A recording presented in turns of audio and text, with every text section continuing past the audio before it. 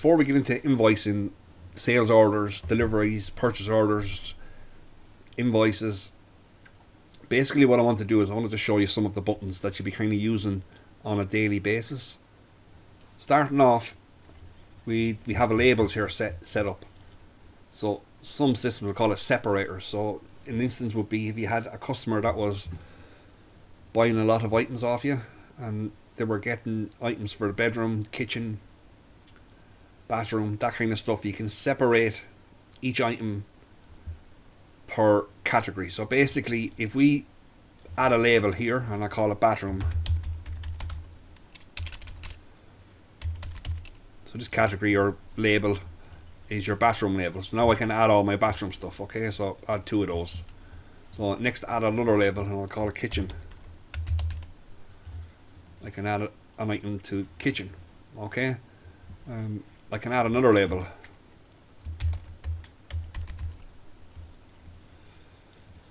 Okay, so just say I add these items in by accident into the bedroom. This is a feature that had been requested from the other system that we had set up. So what you can do then, you can click the item, and there's an up and down arrow. Okay, so I can now move this item up. So if I click that button, click it again, now that's moved under kitchen. So you can move items around your labels, which is, it's a feature that a lot of guys have been asking for a long time. Now I know some places won't probably use that feature, but it's there, and that's how you use it. Okay, so just remember, again, this button here, see this delete button, minus, that will delete everything in the order if you wanted to start over. Okay, so I'm going to delete that. Add label first, and then add your item. Okay, add label, and you can move items around. As I said, you can up and down. Okay, this plus button here, as I said, the minus, leave your mouse over any of the buttons, it should tell you. That deletes the order, the whole order now. The plus button actually creates another card, so you can have another card and another card. Why would you use that? If you were in the middle of an order, say for instance, and this customer forgot his wallet, say for instance, and you had a big, you're after spending 5 or 10 minutes on the order, getting the order ready. Another customer was there waiting, so what you could do is you can click the plus button and create another card. We're going to add another character here, and you can keep going, so you can add as many of those as you want. Okay, so the first guy comes back from the car with his wallet, there it is, and then you can proceed. Okay, so that's what the plus and the minus are. So you can have open orders, and then you can destroy the order. So that's that order, and then I can get rid of it.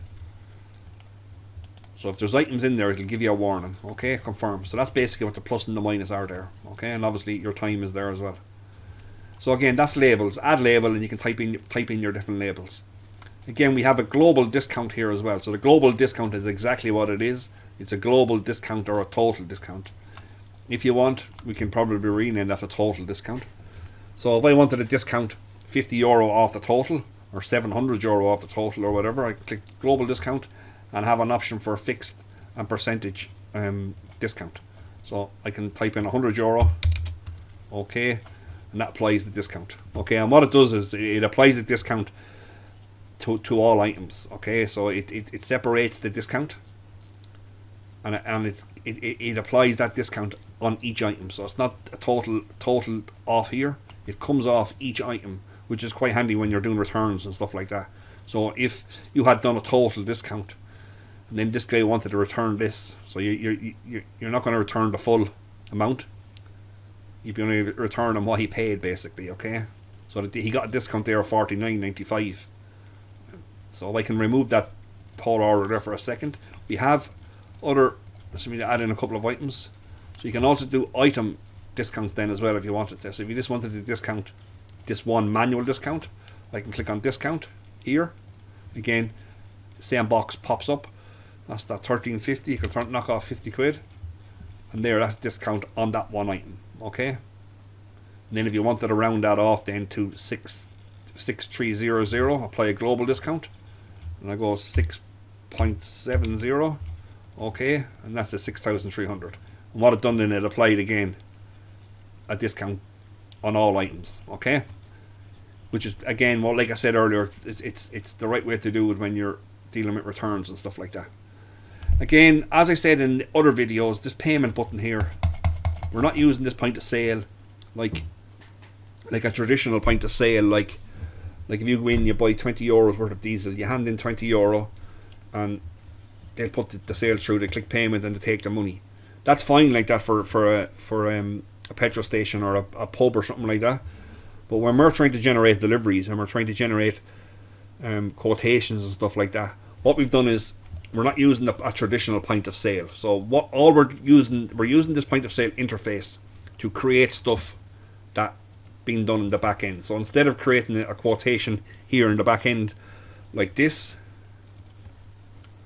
and adding your product,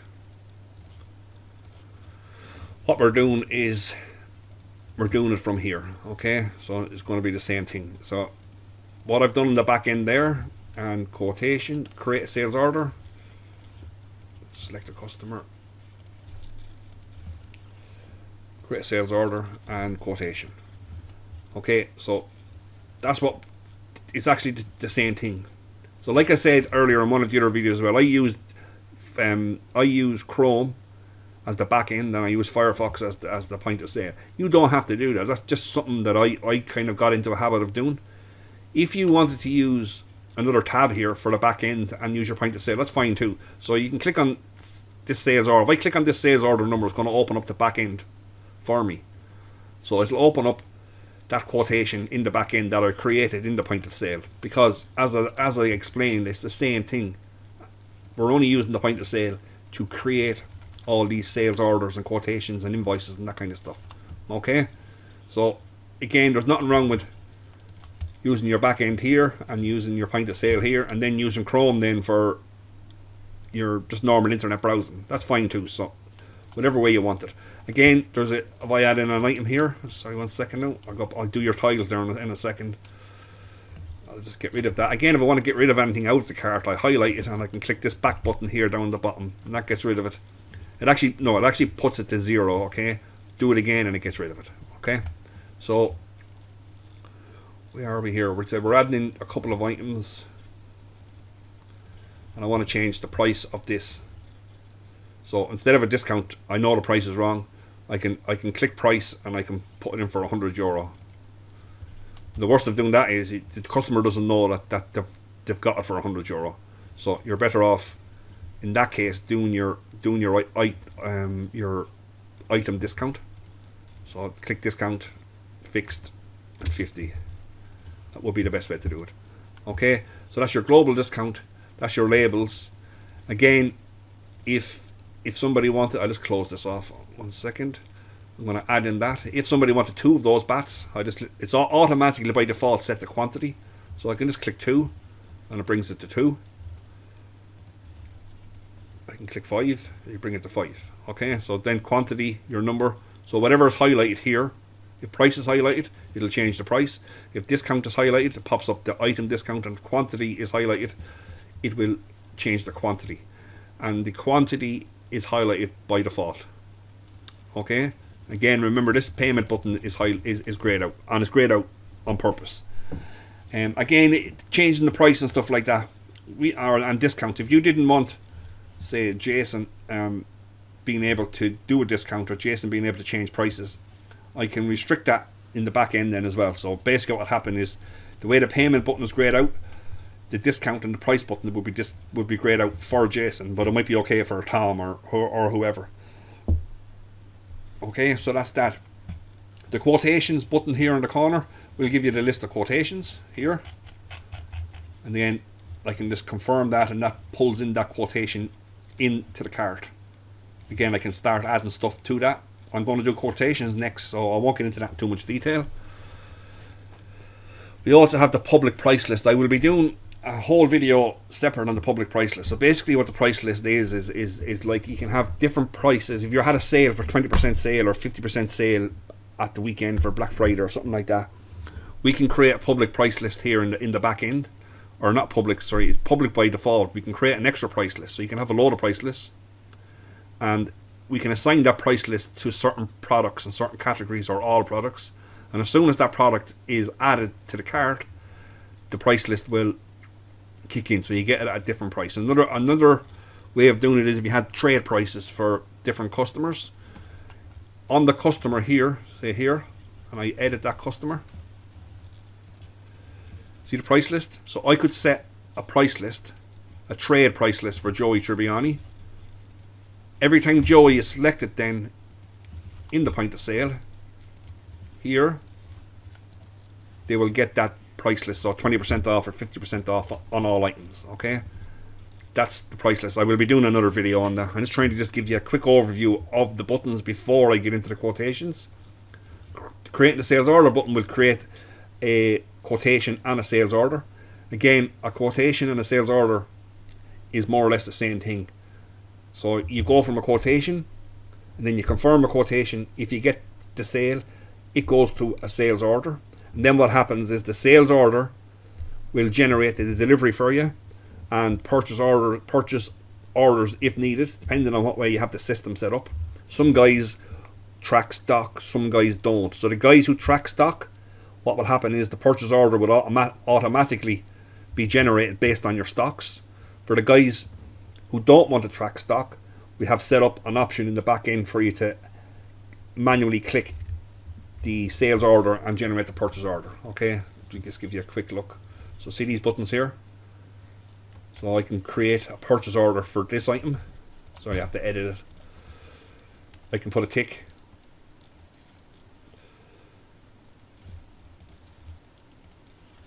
Or I can check all. See here?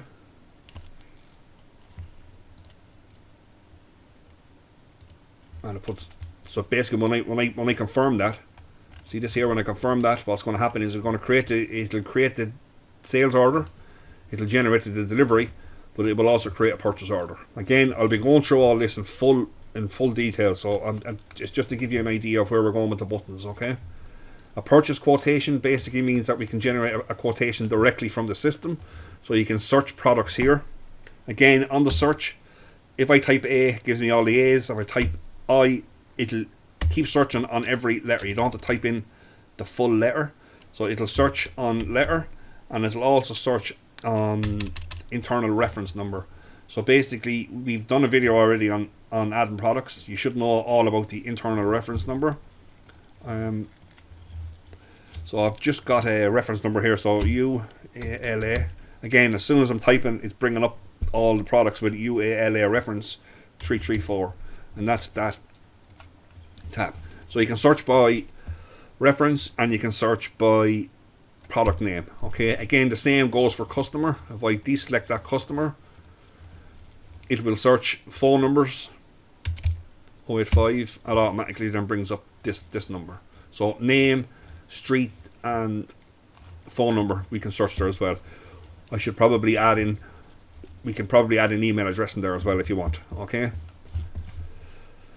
so that's the customer. The purchase quotations, yeah, basically we can create a purchase quotation directly from the system. So in your own system, if you have some vendors set up, when you click on customer, you will actually see your vendors in this list. And the reason we've done that is so that you can quickly walk around your store, see what you need, and you can generate a purchase order directly from the system without doing a sales order. Okay, again, I'll be going through all that in full videos. The deliveries gives you an idea of your deliveries going out. So your sales, these are the deliveries that are going out. Okay, and as you can see them. So basically, why we've added this into the delivery system. If you're a store that's you're a one-man, two-man shop, basically you don't want to be going back and forth from the inventory system, which is here. So what we see here in the delivery orders, done, all the dones and all the ready. So we can, again, going back to your filters, we can have what's ready to go out. You can see it's in red here because we've missed our scheduled date. Alright, so what we've done here is into the deliveries, we can mark the deliveries as done as well from here without having to go to the back end. Now, if you have a big store where you have somebody in the warehouse, the guy in the warehouse does not need to be in the point of sale. He does not need to be in here. The guy in the warehouse should be here under his delivery orders. He needs to see purchase orders coming in and the delivery orders going out. Basically what this picking and packing is, we set it up that this picking and packing is done automatically, for the simple reason, if you create a sales order with an item in it and you're tracking stock, it doesn't reduce the stock from the system until the order is gone out. Okay, so what we've done is we've automatically set up this picking and packing. So the likes of IKEA and all those big stores like Argos, they would pick the items from their shelves, they'd pack it onto the pallet, and then they would deliver it. Okay, but the reason we're using picking and packing is when we create a sales order, the items will be automatically picked and they'll automatically be packed and be ready for delivery. They'll be ready for here to say, right, that's done. And the reason we're doing that is that as soon as it's packed, it reduces from stock. So that's just because, and obviously some guys will, some places might say, oh, I'm not going to deliver that until next week. You don't want to go into your stocks and say, oh yeah, I have two of those in stock, but one of those is already for somebody. So this is the reason we've automatically set up this picking and packing. You're not going to use it. It's automated, okay? It automatically validates the pick. It automatically validates the pack. And then it gets it ready for delivery. So we're only using it so that it reduces the stock. That's the only reason we're using the picking and the packing, okay? And then your purchase order is obviously coming in from your vendors. And we've also added that in here to your delivery, so your purchases, you can see what's coming in, okay? So we only have one order coming in there at the moment. And then I can come down along and say, yeah, I've got that. And I can validate the delivery. That means that they're now in stock, okay? So we can do everything from the point of sale, but if you're a big warehouse, you shouldn't be in here. No, a big store, sorry, that has warehouses and stuff. Those guys should be here in the delivery order, seeing everything that's coming in. Okay, you can have different views, and we can have different filters of what's ready. You can see what's ready for today and that kind of stuff. We also have an app, you see, for the delivery drivers that goes onto an Android phone, and it syncs up to the app, anything that's in here. So guys with warehouses will be here. Guys with like smaller shops that has 1 or 2 employees might find it easier to do everything from here. Okay, fetch orders is, it pulls in all your sales orders. Okay, it gives you looks at your sales orders, and then obviously your fetch invoices shows all your invoices. Okay, we can register payments and stuff directly from the invoice. So, and the notes, then we can add notes then basically on a product note. So the Black Claw feet, we can call it test. And then I can also add an order note. And okay, so that's the order note. These will both be printed out then on the actual invoice and the receipt, or the sales order and the delivery. What we type in here goes across to the delivery as well. Okay, so that's all your buttons kind of taken care of. So we minimize that. Just one quick thing I'll show you, but again, going back to your filters. By default, if yours says my filters, my quotations up here, just let me remove that and I'll show you, because I have this set up. By default, this system is set up for places like IKEA, big places, big stores that have different departments and different sales departments and stuff like that. So by default, it's only showing my quotations. So it's only showing Jason's. See all the salespersons? It's only showing Jason's orders. Now we need to, obviously most places will need to be showing all orders there. Again, we can have different views, we have different filters. So if we want, by default, if we want to show all orders every time, if I refresh again here and I was going to go back to my orders, see my quotations. So quickly, if I just go here and I save current search, because I've deleted the filter here for my quotations, and I want to use that as default. So all quotations as default.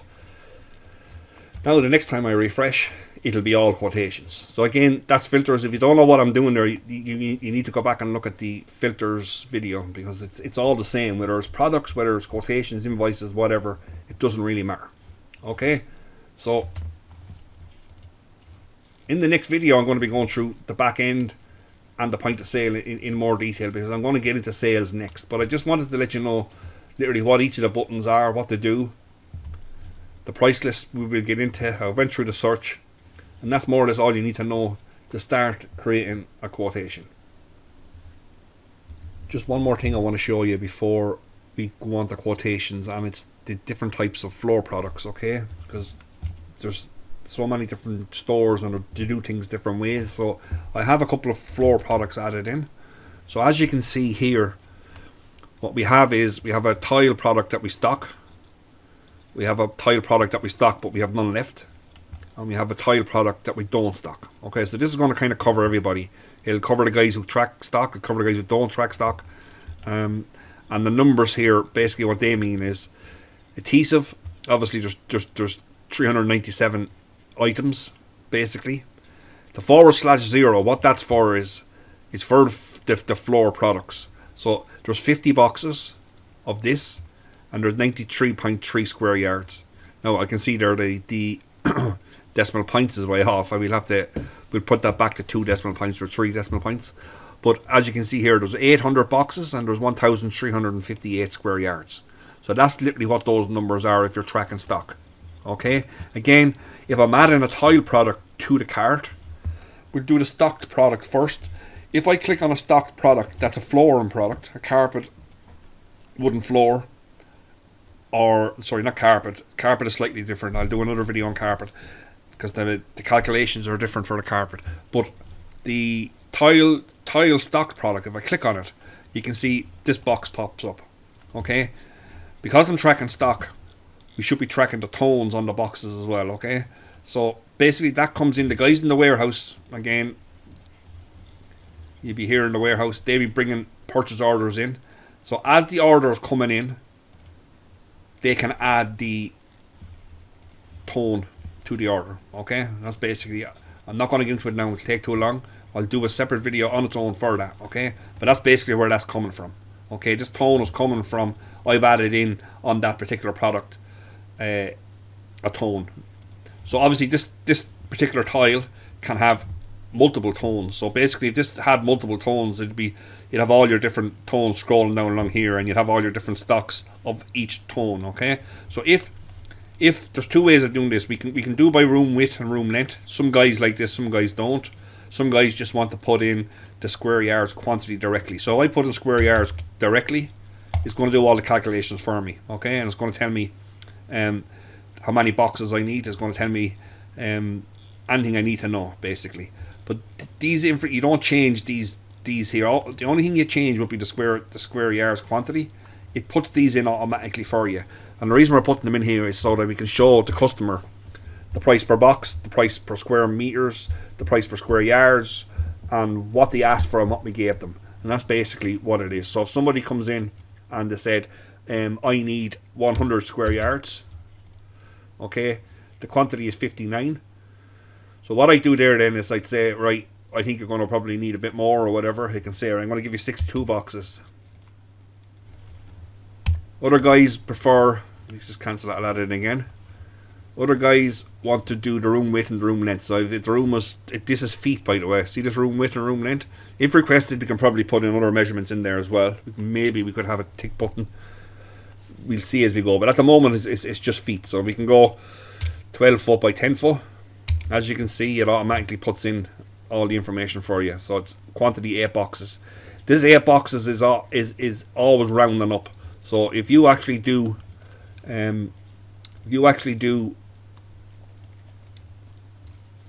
sorry, say 200 here, it's automatically bringing up to 118 boxes.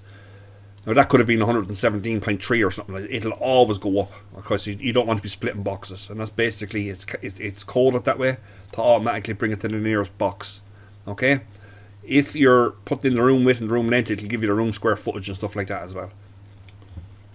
Okay, so if I add in my tile product again, tile for my stock product, I'm going to go with 30 square yards. It's telling me that I need 18 boxes.